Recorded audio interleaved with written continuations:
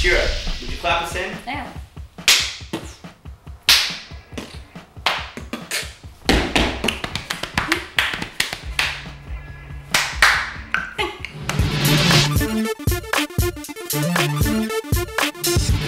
Hey everyone, welcome to the Partners Project. I am right now with the one and only MysteryGuitarMan.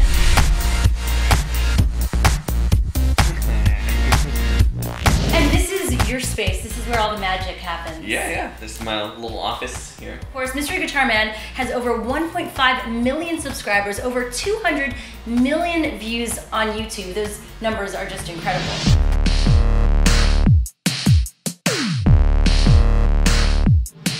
Yeah, it's been crazy, and it's all happened in the past year, all over 2010. So.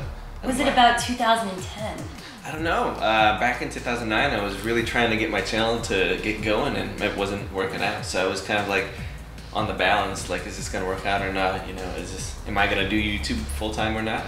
And 2010 just everything just skyrocketed. So let's go back to those years when you were just beginning. Where did you grow up? I grew up in Brazil. I lived there for 12 years, and then I moved to America.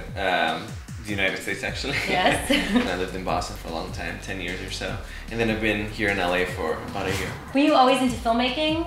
Not at all, no. I actually went to school for medicine. I was going to be a doctor. I watched the making of Jurassic Park way back in the day, and I was like, this is so cool, I want to do computer stuff. And then I was like, no, not computer stuff, maybe biotechnology. No, not that, maybe biology. You know, oh no, not that. And then I eventually went back to filmmaking. What was the first year that you uploaded a video? That was way back in the day, 2006. So you were kind of dabbling in YouTube then? Yeah, a little bit, yeah. I actually learned with YouTube. You know, my first videos were kind of just vlogging to the camera, you know, just setting up a webcam and being like, today I went to the store and it was fun. Come back next time for my video. And then, you know, I started doing like clones where you just stand on one side of the camera and you're like, hello, how's it going? Hi! Yeah, and then, you know. So that was Joe though. How did MysteryGuitarMan come up? I signed up for the account at 2 o'clock in the morning, apparently. I looked through my old emails. So I don't know, I think I was just trying out like Guitar Man, you know, because I looked around. What did I see? Oh, there's a guitar. Guitar dude, that's taken. Guitar Man, that's taken. Mr. Guitar, that's taken. Mystery Guitar, that's taken. MysteryGuitarMan. You know, I finally found one that worked out. So a lot of people must wonder, what's up with the glasses? Yeah, actually that was because the first video camera that I found in my mom's attic was like a really old VHS camera, and the iris was broken, you know, the let's light in was broken, and it was really, really close, so I needed to, you know, have like 300 lights on me. I took all the lights from the house and I put them all around me for that to work out, and so I was squinting. I was like, hey guys, this isn't gonna work out, so I put the sunglasses on, and it kind of stuck with me. How would you describe your videos to people? Oof. That's tough. I know, it's people ask me what I do, and I'm like, you know, or like people ask me like what my next video is about. I'm like, oh, it's kind of tough to explain because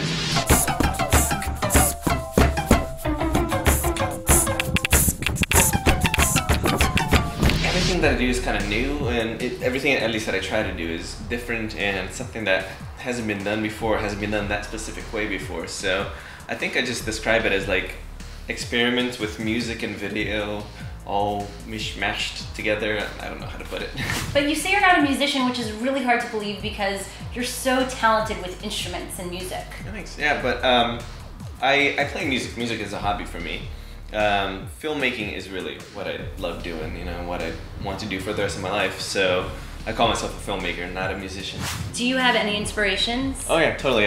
Michel Gondry is a huge inspiration for me. You know, he does like really crazy videos, you know, kind of like the stuff that I do, you know, messing with mise en scene, whatever. Ooh, you French. call that? I don't know. That's what I read on Wikipedia.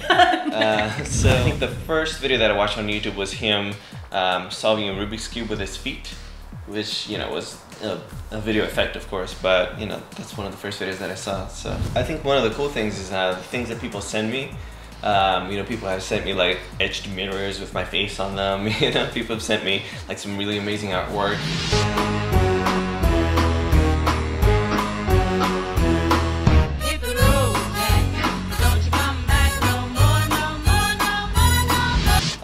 which is actually where I got the idea to make my crowd animation video where people sent in their own drawings and stuff. It's fun, you know, people recognize me on the streets all the time. We were flying to Bali to make a video, and this guy who's like 7'20" comes up to me in Taipei, Taiwan, and he doesn't speak any English. He's like trying to talk to me. I'm like kind of afraid of him. I don't know where he's going with the conversation, and he's like, "Oh, you, mister," and then he's just like air guitar, and I'm like, yes. I didn't have my glasses on. I put my glasses on, and he's like, "Oh, mister." Is there a difference between MysteryGuitarMan and Joe, who you are off camera? Well, I'm a really bad actor, so I think that MysteryGuitarMan is just an exaggerated version of Joe Penna. So it's the only kind of acting that I can do, you know. Oh, and the teeny person is always talking in a higher pitched voice. XTurnipTimeX asks, what advice do you have for a kid that loves music, loves to make videos, has experience in making videos and music, and wants to make high quality effects in videos like yours? Well, for high quality stuff, just put the time in to, you know, look at tutorials and stuff like that. That's how I learned. I would just, you know, look up video tutorials, learning the programs, just messing, shooting different tests. You know, YouTube is a great learning ground for me. You know, just trying out new different things. And just put the time in overall, because it took me like 4 years to get to where I am now. You know? What do your parents think about all this? I love asking that question because I'm always interested in what your family thinks of this type of lifestyle. Well, at first they really didn't get what I was doing. You know, they tried to keep me in medical school. They tried, of course, at first they didn't get it, but then eventually once, you know, my channel started picking up steam and stuff, they know more about it than I do now. My dad called me at like 3 o'clock in the morning one time, and he was like, "Joe, there's something very serious that I gotta tell you." I'm like, "What? Is mom okay?" She's fine, but there is a really bad comment in one of your videos that you should go delete right now. So, and I'm like, "It's 3 o'clock in the morning, Dad." My mom does that too. I know. It's like, let them say that it's their 13-year-olds. They're gonna be mean at you. You know, one little tiny thing wrong that you do, you know, they're gonna find out. That's actually why I started putting like little hidden messages in my videos, because people would watch it like frame by frame and be like, "No, this is wrong." You know, I'm like, "Well, fine, here's a little message for you." You know. Of course, you know, 1.6 million opinions is a lot of opinions. You can't please everyone. Yeah, exactly. What is your favorite video that you've produced? Oh, it's like picking my favorite child. Why would you ask me that? No, I like one that's called Crazy in the Head.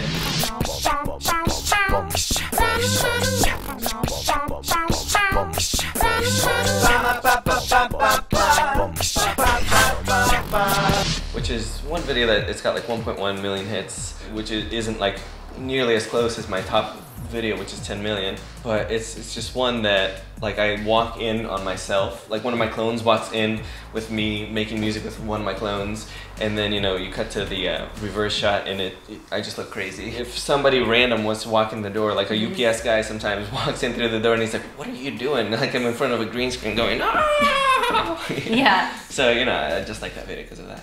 And what sites do you go to for inspiration? I stay mostly on YouTube, you know, watching people who do similar stuff that I do, you know, people who do, like They Storm is someone I like a lot. Freddie Wong is amazing too. A lot of people like that. Do people go like, "Oh, you're just on YouTube"? Oh yeah, all the time. Like whenever you go to like meetups or something like that, people come up to you and it's like, "Oh, so what do you do?" "Oh, I'm on YouTube." I was like, "Oh, that's great." And they walk away. Little do they know. Yeah. There's a big project you're working on with McDonald's. You're doing your own commercial, which is pretty cool. Yeah. So last year, Rhett and Link, they saw a video that I did with Rhett and Link called T-Shirt War, which is animations on T-shirts.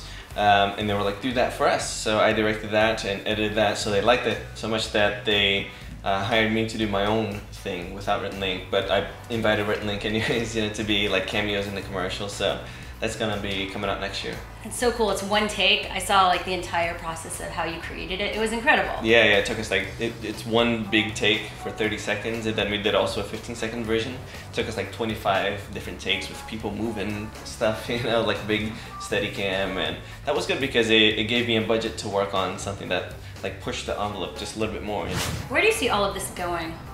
It's tough to tell because a little bit over a year ago I was sleeping on the floor, stealing my neighbor's Wi-Fi and going like a soup kitchen, you know, to be able to eat. And now, you know, I have my own studio, so it's tough to tell where it's all gonna go from here, but hopefully it's all gonna go up. You know, it's been going up lately. So. And what are your hopes and dreams and aspirations? Well, to be on YouTube for the rest of my life would be great, you know, but I understand that I'm not going to be 55 and like, what's up guys, it's Mystery Guitarman here. I just got a knee replacement. You know, but, you know, I get that. That's why I'm in LA, you know, so I'm starting to do more commercials and music videos and stuff like that. So maybe that's where I'm going to end up. Who knows? Thanks, Joe, for talking to us today. Of course, yeah, thanks for coming in. And thanks to all of you guys for watching us. Join us next week for another Partners Project. Thank you so much for watching the show. You can subscribe to us right here. Subscribe to Mystery Guitarman. He is awesome. We all know that. Right here. For outtakes from this episode, go right here. And of course, stay tuned next week because we are talking to Kasim G. You can ask him all your questions in the comments below. And of course, keep on telling us what you think of the show, what we should be doing next, because we love to hear from you. We'll see you next week.